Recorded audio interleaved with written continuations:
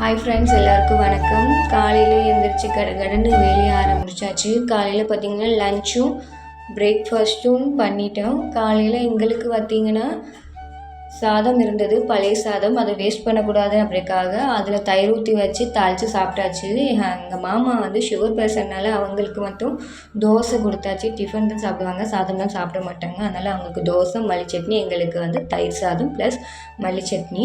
என் husband வந்து காலையிலேயே வேலைக்கு போகிறாங்க. அதனால அவங்களுக்கு பார்த்திங்கன்னா லெமன் சாதமும் சேனைக்கிழங்கு வறுவலும் கொடுத்துருந்தோம். அதுக்கப்புறம் அப்பளம் கொடுத்துருந்தேன்.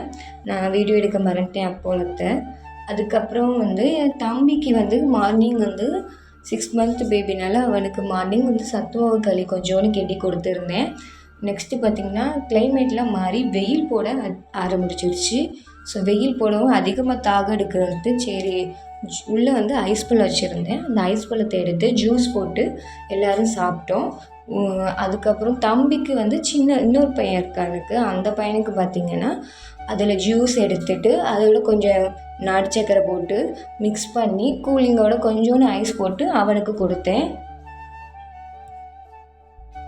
தம்பியும் நல்லா கூலிங்காக இருக்கவும் சாப்பிட்டான். அதுக்கப்புறம் வந்து துணிலாம் காய போட்டு வச்சுருந்தேன். துணி வந்து வெயில் போட்டனால எல்லா துணியும் ஈரமாக இருந்ததை ஃபுல்லாக காய வச்சு எடுத்து வச்சுருந்தேன். சரி அதுக்கு வேலையை மடிச்சிடுவோம் அப்படி கையோட அப்படின்ட்டு இருக்கிற எல்லா துணியும் மடித்து வச்சாச்சு.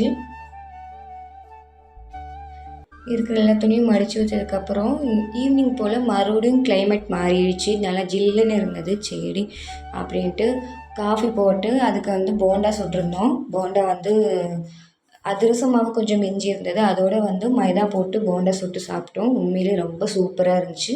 இந்த வீடியோ உங்களுக்கு பிடிச்சிருந்தால் லைக் பண்ணுங்கள், சப்போர்ட் பண்ணுங்கள், சப்ஸ்கிரைப் பண்ணுங்கள்.